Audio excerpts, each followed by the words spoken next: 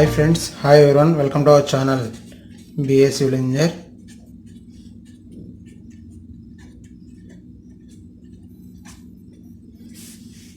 In this video we are going to discuss about Sachivalayam special series. So Sachivalayam buildings ki design, understanding of design అన్నది మనం చూస్తున్నాం కదా last వీడియోస్లో. So అందులో కంటిన్యూషన్గానే ఈ వీడియోలో కూడా సచివాలయం స్పెషల్ ఇది.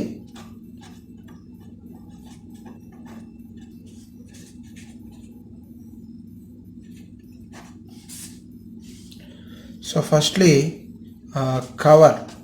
కవర్ గురించి మనకు డిజైన్ గైడ్లైన్స్లో ఏమి ఇచ్చారు, కవర్ అంటే ఏంటి, అసలు ఎఫెక్టివ్ కవర్ అంటే ఏంటి, క్లియర్ కవర్ అంటే ఏంటి, అలాగే మనం ఈ క్లియర్ కవర్ కానివ్వండి ఎఫెక్టివ్ కవర్ ఎంతెంత అడాప్ట్ చేయాలి మనం కాలమ్స్కి వచ్చేసరికి, పెడెస్టల్కి వచ్చేసరికి, ఫుటింగ్స్కి వచ్చేసరికి ఏ విధంగా మనం ఈ కవర్ రిక్వైర్మెంట్స్ తీసుకోవాలి యాజ్ పర్ ద డిజైన్ అన్నది చూద్దాం. సో ఫస్ట్ ఆఫ్ ఆల్ మన కవర్లో 2 టైప్స్ ఉన్నాయి, clear cover, effective cover. So what is this clear cover and what is this effective cover? Clear cover అంటే ఫ్రమ్ ద బాటమ్ లైన్ నుంచి bottom of reinforcement ఈ మధ్యలో ఉన్న గ్యాప్ మనం clear cover అని చెప్పి అంటాం. అంటే ఇప్పుడు ఈ విధంగా తీసుకున్నట్లయితే ఇఫ్ దిస్ ఈజ్ ద కాలం, ఇదే కనుక మనం కాలం అని చెప్పి తీసుకుంటే అండ్ ఇక్కడ చూపిస్తున్నాను, ఇది మనం రీఎన్ఫోర్స్మెంట్ అని చెప్పి తీసుకుంటే, so bottom of the reinforcement, next bottom of the fibre, bottom of the concrete. So ఈ రెండిట్ల మధ్యన బాటమ్ లైన్కి నెక్స్ట్ బాటమ్ ఆఫ్ ద రీఎన్ఫోర్స్మెంట్కి మధ్యలో ఉన్న గ్యాప్ని మనం ఏమంటామంటే క్లియర్ కవర్ అని చెప్పి అంటాం. రీఎన్ఫోర్స్మెంట్ యొక్క బాటమ్ నుంచి బాటమ్ లైన్కి ఉన్న గ్యాప్ని క్లియర్ కవర్ అని చెప్పి అంటాం. అదే ఎఫెక్టివ్ కవర్ వచ్చేసరికి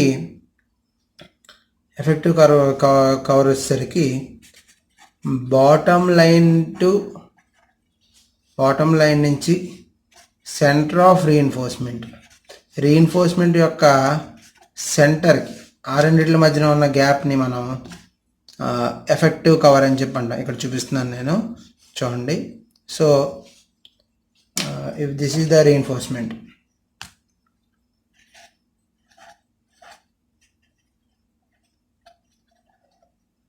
ఈ విధంగా రీఎన్ఫోర్స్మెంట్ తీసుకున్నాం కదా. సో బాటమ్ లైన్ నుంచి సెంటర్ ఆఫ్ ద రీఎన్ఫోర్స్మెంట్ యొక్క సెంటర్కి ఉన్న గ్యాప్ని మనం ఇక్కడ ఎఫెక్టివ్ కవర్ అని చెప్పి రిప్రజెంట్ చేస్తాం. So clear cover, effective cover అర్థమైంది కదా. సో మనకి ఎప్పుడు కూడా డిజైన్లో క్లియర్ కవర్ అన్నది ఇస్తారు, ఎప్పుడు కూడా క్లియర్ కవరే ఇస్తారు. అంటే బాటమ్ ఆఫ్ ద రీఎన్ఫోర్స్మెంట్ నుంచి బాటమ్ ఫైబర్కి ఉన్న బాటమ్ లైన్కి ఉన్న గ్యాప్ మాత్రమే ఇస్తారు. అదే మనం ఎగ్జిక్యూషన్లో చూసుకోవాలి. సో ఫుటింగ్స్ నుంచి ఫుటింగ్స్ యొక్క బాటమ్ లైన్ నుంచి మెయిన్ బార్కి ఉండాల్సిన క్లియర్ కవర్ వచ్చేసరికి 50 mm. నెక్స్ట్ మనకి ఇక్కడ ఈ డిజైన్స్లో మెయిన్లీ ఇన్ సచివాలయం బిల్డింగ్స్ పెడెస్టల్కి వచ్చేసరికి పెడెస్టల్ టు మెయిన్ బార్ వచ్చేసరికి ఇది కూడా మనకి 50 mm ఇవ్వడం జరిగింది. Next column to main bar, column రీఎన్ఫోర్స్మెంట్కి సైడ్ ఉండవలసిన గ్యాప్ అది కూడా మనకి 50 mm ఇవ్వడం జరిగింది.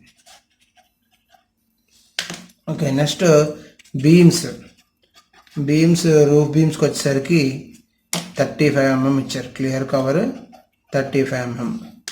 నెక్స్ట్ స్లాబ్స్ అండ్ స్లాబ్స్ అలాగే స్లాబ్స్కి వచ్చేసరికి అది మనకి 30 mm ఇచ్చారు కవర్. ఓకే, సో మనకు మార్కెట్లో కవర్ బ్లాక్స్ అని ఉంటాయి. సో ఆ కవర్ బ్లాక్స్లో డిఫరెంట్ కవర్స్ మనం ప్రొవైడ్ చేయడానికి ఆ కన్వీనియన్స్ అన్నది ఉంటుంది. So if you adopt this cover blocks మనకి 20 mm cover, 30 mm cover, 40 mm, 50 mm. So ఈ 4 కూడా మనం 25 mm కూడా ఉంటుంది, 25 mm. సో ఇవన్నీ కూడా మనం విత్ సింగిల్ కవర్ బ్లాక్, ఒక కవర్ బ్లాక్ తీసుకుంటే 4 ఆప్షన్స్, 5 డిఫరెంట్ వేస్లో మనం ఆ కవర్ బ్లాక్ని యూజ్ చేయొచ్చు. అంటే same cover blocks, same set of cover blocks మనకి కాలంలో వచ్చేసరికి 50 mm స్పేసింగ్ వచ్చేలాగా పెట్టుకుంటాం, బీమ్స్లో వచ్చేసరికి 35 mm స్పేసింగ్ వచ్చేలాగా మనం అది అడ్జస్ట్ చేసుకోవచ్చు. అంటే ఆ విధంగా మనకి గ్రూవ్స్ అనేవి ఉంటాయి, ఆ కవర్ మెయింటైన్ చేసే విధంగా ఆ కవర్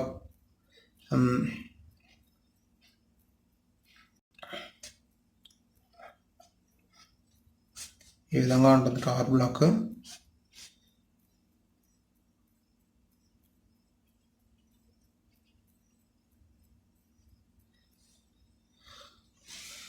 సో ఇక్కడ 20 mm, ఇక్కడ 25 mm, ఇదైతే 50 mm, ఈ విధంగా ఉంటుంది కవర్ బ్లాక్ ఇది. సో ఈ గ్రూవ్స్లో మనం 25 mm కావాలన్నప్పుడు అలాంగ్ దిస్ గ్రూవ్ మనం రీఎన్ఫోర్స్మెంట్ ఈ గ్రూవ్ మీద లే అయ్యేలా చూసుకుంటే 25 mm కవర్ వస్తుంది. అదే ఈ గ్రూవ్ అయితే 20 కాబట్టి ఈ గ్రూవ్ మీద లే అయ్యేలాగా మనం రీఎన్ఫోర్స్మెంట్ కానీ ప్లేస్మెంట్ చేసినట్లయితే 20 అన్నది కవర్ వస్తుంది. సో ఈ విధంగా కవర్ బ్లాక్స్ యూజ్ చేసి మనం కవర్ అన్నది కరెక్ట్గా వచ్చేలాగా చూసుకోవచ్చు.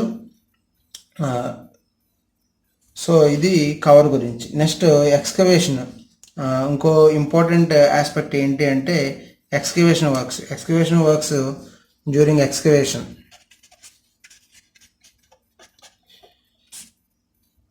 సో ఎక్స్కవేషన్స్ అది చేస్తున్నప్పుడు మనకి గైడ్ లైన్స్ ఏమి ఇచ్చారు అంటే లూజ్ బౌల్డర్స్ కానీ ఏమన్నా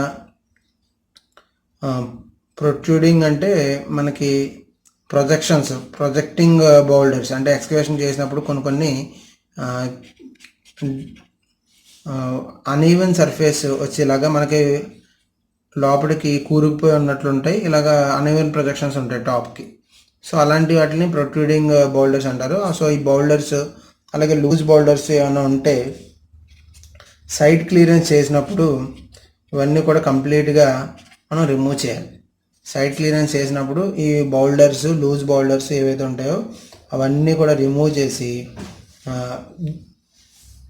కాంక్రీట్ ఫర్ ఫుటింగ్ కాంక్రీట్ లే చేసే ముందు పీసీసీ బెడ్ అనేది మనం లే చేయాలి. PCC laying is very much important.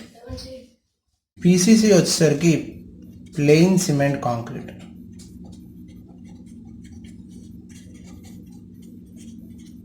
So ఈ పీసీసీ మనం 1:4:8 అడాప్ట్ చేయాలి.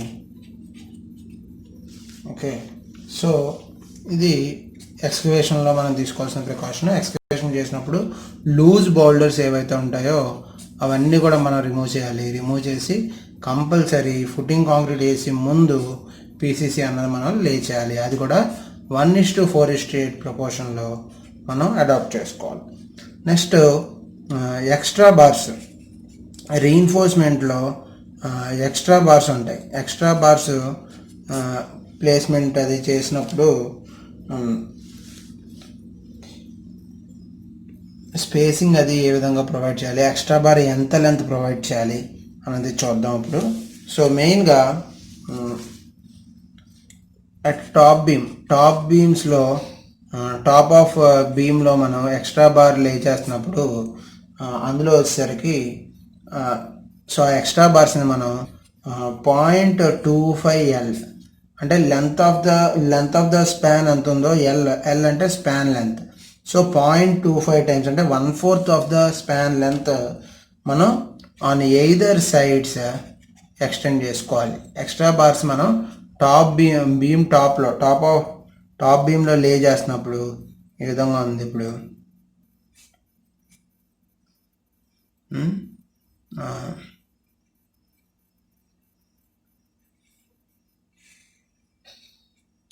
కదా. సో ఇప్పుడు ఇక్కడ ఒక ఎక్స్ట్రా బార్ ఇదే అనుకుందాం. సో ఈ ఎక్స్ట్రా బార్ని మనం లే చేస్తున్నప్పుడు అయితే ఇక్కడ ఒక ఎక్స్ట్రా బార్ లే చేస్తున్నాం. This is the extra bar.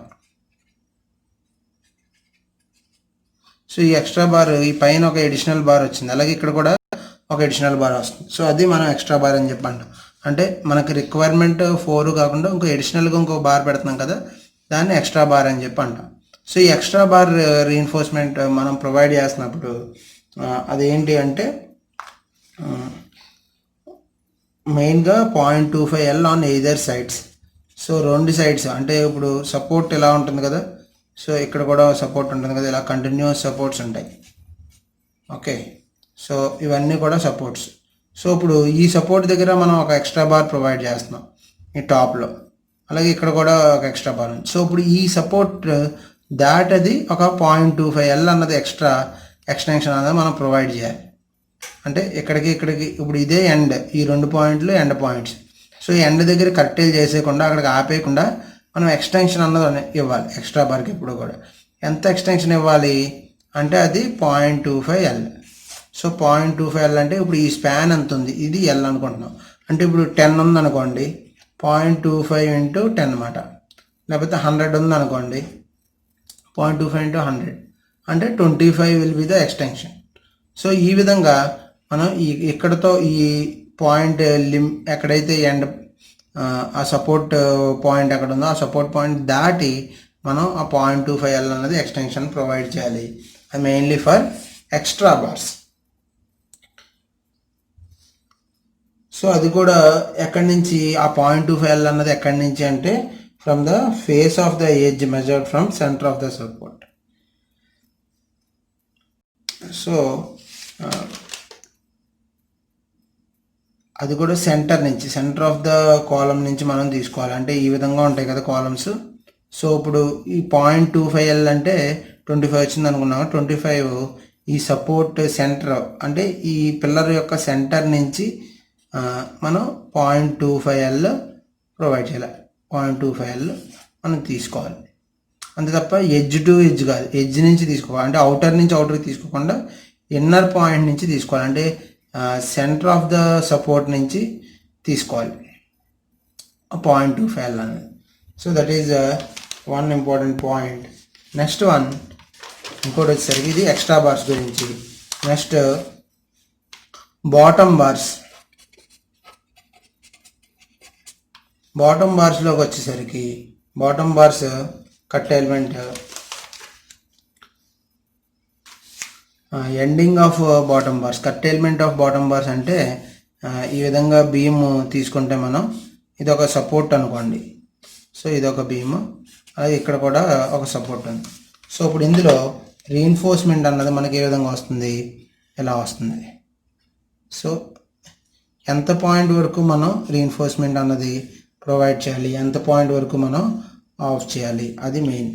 So ఇప్పుడు ఇక్కడతో ఈ రీఎన్ఫోర్స్మెంట్ అనేది ఎండ్ అయిపోయింది. దాన్నే మనం కట్ ఎలిమెంట్ పాయింట్స్ అంటాం. సో ఎంత కట్ ఎలిమెంట్ తీసుకోవాలి అంటే ఈ సెంటర్ నుంచి ఏ పాయింట్ దగ్గర మనం కట్ ఎలిమెంట్ ఇవ్వాలి అంటే అది 0.1L.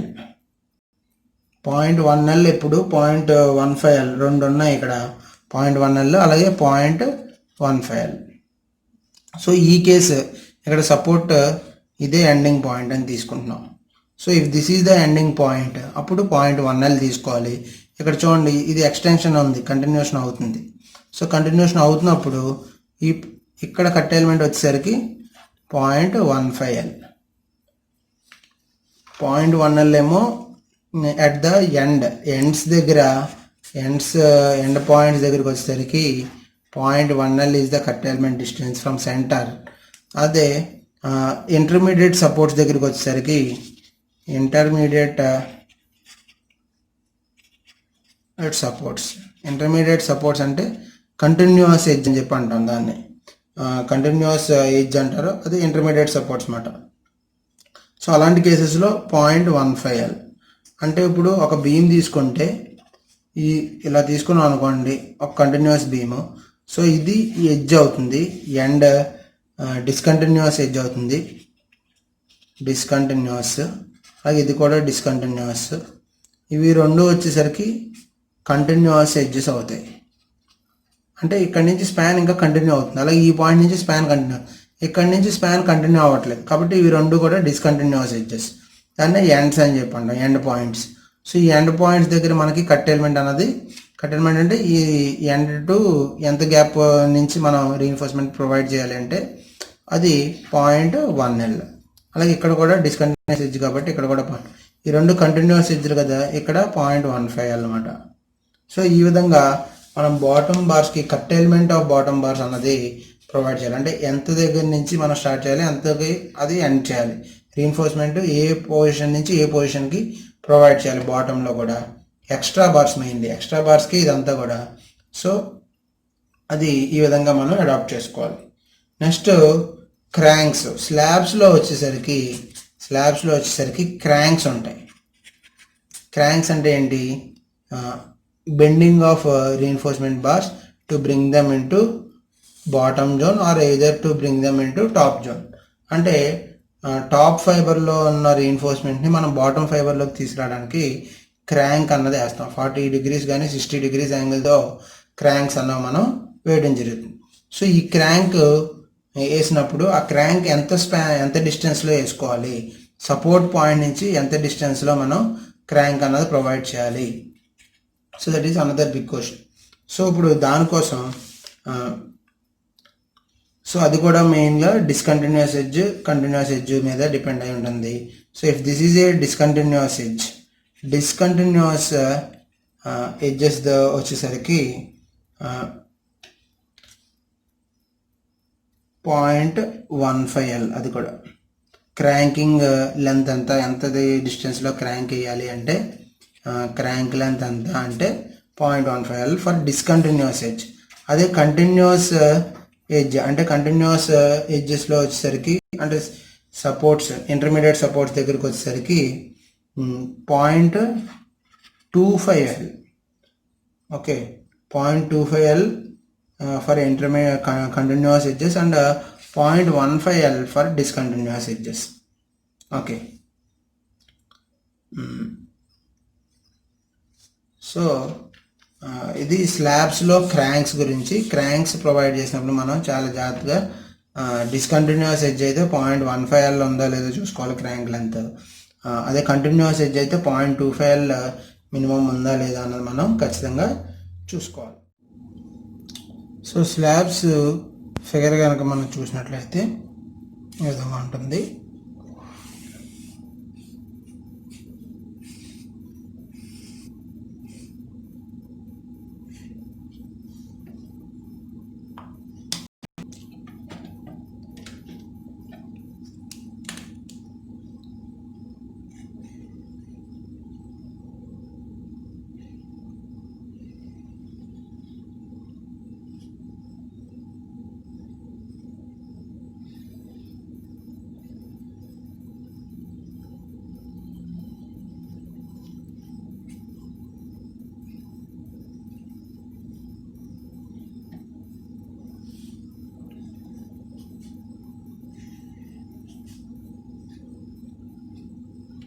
సో ఇప్పుడు మనం చెప్పుకున్నాం కదా ఆల్రెడీ, కట్టెల్మెంట్ వచ్చేసరికి ఎండ్ సపోర్ట్స్ అంటే ఇదే కదా మనకి ఎండ్ సపోర్ట్. సో అంటే డిస్కంటిన్యూస్ ఎడ్జ్ డిస్కంటిన్యూస్ ఎడ్జ్ నుంచి కట్టెల్మెంట్ అన్నది 0.15L. అదే ఇక్కడ వచ్చేసరికి మనకి ఇది కంటిన్యూస్ ఎడ్జ్ కాబట్టి ఇక్కడ వచ్చేసరికి 0.25L. సో అదే విధంగా ఈ పక్కన కూడా ఇది కూడా కంటిన్యూస్ ఎడ్జ్లోకి వస్తుంది కాబట్టి 0.25L. అదే డిస్కంటిన్యూస్ ఎడ్జ్ అయితే 0.15L. సో ఈ విధంగా మనకి వస్తుంది. అంటే centre to centre span L అని చెప్పి తీసుకుంటాం మనం. సెంటర్ నుంచి సెంటర్కి ఇది 10 అయితే 0.15 into 10. అదే ఇక్కడ 10 అనుకుంటే ఇక్కడ 0.25 into 10 2.5 వస్తుంది మనకి. 10 meters అనుకుంటే 2.5 meters curtailment points. Next extra bars వచ్చేసరికి మనం ఈ పైన ఇక్కడ చూపించాం కదా ఈ ప్రొజెక్షన్, ఇలాగ ఎక్స్ట్రా ప్రొజెక్షన్, అవి ఎక్స్ట్రా బార్స్ ఉంటాయి. ఆల్టర్నేట్ స్పాన్స్లో మనం క్రాంక్లు వేస్తాం కాబట్టి ఆ స్పేసింగ్స్ వచ్చిన దగ్గర ఎక్స్ట్రా బార్స్ అన్నవి ప్రొవైడ్ చేస్తాం. సో ఈ ఎక్స్ట్రా బార్స్ ప్రొవైడ్ చేసినప్పుడు అనదర్ ఇంపార్టెంట్ పాయింట్ ఏంటంటే కంటిన్యూస్ సపోర్ట్స్ అంటే ఇవి కదా. సో ఈ కంటిన్యూస్ సపోర్ట్స్ దగ్గర మనకి 0.3L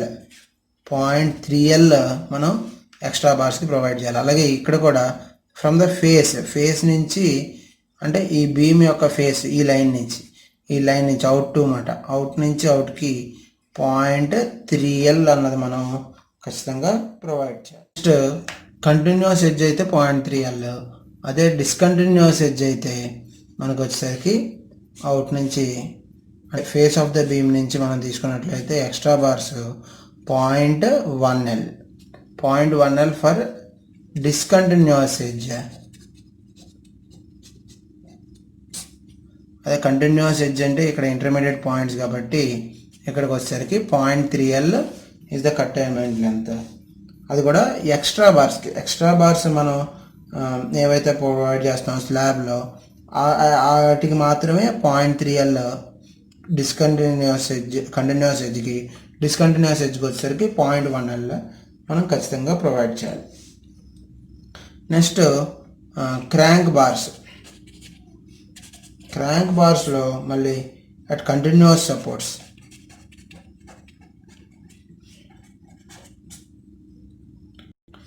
crank bars at continuous support should be terminated on beam and should be extended up to 0.3L from face of the support into the adjacent span. అంటే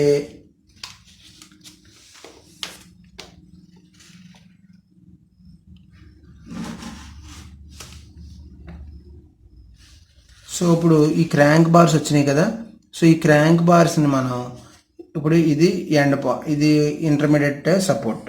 so ఈ support దగ్గర ఆపేయకుండా మనం అది extend చేసుకోవాలి. అంటే adjacent స్లాబ్లోకి మనం continue చేసుకుని అది ఒక 3L దాకా మనం అది కంటిన్యూ చేసుకుని అక్కడ మనం ఎండింగ్ అన్నది పెట్టుకోవాలి. అంటే సడన్గా అంటే ఇప్పుడు ఇక్కడ ఒక స్పాన్, ఇది ఒక సపోర్ట్ అంతే కదా. సో ఇప్పుడు ఈ విధంగా క్రాంక్ తీసుకుని ఎక్కడితో ఆపేయకూడదు. సో ఇది కంటిన్యూస్ సపోర్ట్ కాబట్టి అనదర్ 0.3L మనం ఎక్స్టెండ్ చేసుకోవాలి. అనదర్ 0.3L వరకు మనం ఎక్స్టెండ్ చేసుకుని there we have to stop. Okay, so ఇది మెయిన్గా crank bars in the continuous supports. Crank bars అంటే ఇంటర్మీడియట్ సపోర్ట్స్ దగ్గర this is the continuous supports దగ్గర మాత్రమే మనం ఈ విధంగా ఎక్స్టెన్షన్ ఆఫ్ బార్స్ అన్నది మనం చూసుకోవాలి. దాని తగ్గట్టుగా మనం రీఎన్ఫోర్స్మెంట్ అన్నది తీసుకోవడానికి ప్రయత్నం చేయాలి. Next overlapping. కొన్నిసార్లు మనకి రీఎన్ఫోర్స్మెంట్ అన్నది అటాచ్డ్ తీసుకోవడం కుదరదు కాబట్టి రెండు డిఫరెంట్ బార్స్ అంటే సేమ్ డయామీటర్ కలిగిన రెండు బార్స్ తీసుకున్నట్లని ఓవర్లాప్ చేసుకోవడం అనేది జరుగుతుంది. సో ఈ ఓవర్లాపింగ్ చేసినప్పుడు బీమ్స్ ఆర్ బీమ్స్లో కానివ్వండి, స్లాబ్స్లో కానివ్వండి, ఎందులో అయినా సరే మెయిన్గా సపోర్ట్స్ దగ్గర ల్యాపింగ్ అన్నది ఉండకూడదు. సపోర్ట్ పాయింట్స్ ఏవైతే ఉంటాయో బీమ్ పాయింట్స్కి సపోర్ట్స్ దగ్గర మనకి బెండింగ్ మూమెంట్ అన్నది హై ఉంటుంది కాబట్టి అక్కడ కూడా సెంటర్లో ఉంటుంది, అలాగే ఎండ్స్లో కూడా ఉంటుంది కాబట్టి మనకి సపోర్ట్స్ దగ్గర మనం ఖచ్చితంగా ఓవర్లాపింగ్ అన్నది మనకు ఉండకూడదు. Overlapping is not required. అక్కడ మనం ప్రొవైడ్ చేయకూడదు ఓవర్లాపింగ్ అని సపోర్ట్స్ దగ్గర. అవి దేనికి, ఆ సపోర్ట్స్ దగ్గర మెయిన్లీ టాప్ బార్స్కి టాప్ రీఎన్ఫోర్స్మెంట్ ఏవైతే ఉంటుందో ఆ టాప్ జోన్లో ఉండే రీఎన్ఫోర్స్మెంట్కి ఇలా వస్తాయి కదా. సో ఈ టాప్ జోన్లో ఉన్న రీఎన్ఫోర్స్మెంట్కి ఇక్కడ సపోర్ట్స్ దగ్గర మనం ఓవర్లాపింగ్ అన్నది ప్రొవైడ్ చేయకూడదు. నెక్స్ట్ బాటమ్ రీఎన్ఫోర్స్మెంట్ అంటే ఇక్కడ వచ్చి రీఎన్ఫోర్స్మెంట్, ఈ బాటమ్ రీఎన్ఫోర్స్మెంట్ ఏదైతే ఉంటుందో ఆ బాటమ్ రీఎన్ఫోర్స్మెంట్కి వచ్చేసరికి మిడ్ స్పాన్లో మనం ఎలాంటి మిడ్ స్పాన్లో సెంట్రల్ స్పాన్లో బెండింగ్ మూమెంట్ హై ఉంటుంది కాబట్టి మిడ్ స్పాన్లో మనం ఖచ్చితంగా ఓవర్లాపింగ్ అన్నది అలౌ చేయకూడదు. Overlapping should not be allowed. మనం అలౌ చేయకూడదు. ఓవర్లాపింగ్ అన్నది మిడ్లో రాకూడదు, అలాగే బాటమ్ సపోర్ట్స్ దగ్గర రాకూడదు. ఫర్ టాప్ బార్స్కి వచ్చేసరికి సపోర్ట్స్ దగ్గర రాకూడదు. బాటమ్ రీఎన్ఫోర్స్మెంట్కి వచ్చేసరికి మిడ్ స్పాన్ దగ్గర రాకూడదు, సపోర్ట్స్ దగ్గర రాకూడదు. టాప్ బార్స్కి బాటమ్ రీఎన్ఫోర్స్మెంట్కి వచ్చేసరికి మిడ్ స్పాన్ దగ్గర రాకూడదు. సో ఈ విధంగా మనం ప్రికాషన్ అనేది కంపల్సరీ తీసుకోవాలి. నెక్స్ట్ రీఇన్ఫోర్స్మెంట్ అన్నది 2 లేయర్ రీఇన్ఫోర్స్మెంట్ అన్నది మనం ఇప్పుడు 2 లేయర్స్లో కనుక ప్రొవైడ్ చేసినట్లయితే, అంటే ఈ విధంగా.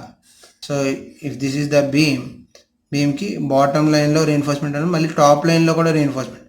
So if the reinforcement is laid in 2 లేయర్స్లో కనుక రీఇన్ఫోర్స్మెంట్ మనం ప్రొవైడ్ చేసినట్లయితే స్పాసర్ బార్ అన్నది ప్రొవైడ్ చేయాలి. Spacer bars is to be laid. So spacer bar వల్ల ఏంటి, మినిమం గ్యాప్ అన్నది రావడానికి రీఇన్ఫోర్స్మెంట్కి మధ్యన ఒక 25 mm మినిమం గ్యాప్, లేదంటే 25 mm కన్నా ఇంకా పెద్ద లార్జ్ డయామీటర్ కలిగిన బార్స్ ఉంటే, so that diameter you have to adopt. Or dia of bar whichever is greater. అంటే ఈ డయామీటర్ ఆఫ్ ద బార్ ఇప్పుడు 32 mm అనుకోండి, 25 mm అడాప్ట్ చేయలేదు, అప్పుడు ఆ గ్యాప్ అన్నది మనం 32 mm మనం ప్రొవైడ్ చేయాలి. సో ఆ విధంగా స్పేసింగ్ అనేది కంపల్సరీ ఉండడానికి స్పాసర్ బార్స్ అన్నవి ప్రొవైడ్ చేయాలి. Next floor to floor height.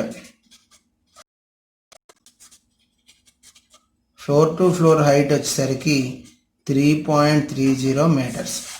So ఇది కూడా మనం గుర్తుపెట్టుకోవాలి. హైట్ ఆఫ్ ద ఫ్లోర్ వచ్చేసరికి 3.3 meters హైట్ మనం మెయింటైన్ చేయాలి. నెక్స్ట్ క్యూరింగ్, మన కాంక్రీట్ ఏదైనా సరే, whether it is slab, mainly slab గురించి మాట్లాడుతున్నాం. So curing of slab should be done for 21 days. 21 days కంటిన్యూస్గా క్యూరింగ్ చేయాలి. స్లాబ్స్ కానివ్వండి, బీమ్స్ కానివ్వండి, ఏదైనా సరే 21 days క్యూరింగ్ అనేది జరిగేలాగా మనం చూసుకోవాలి. So this is about design guidelines.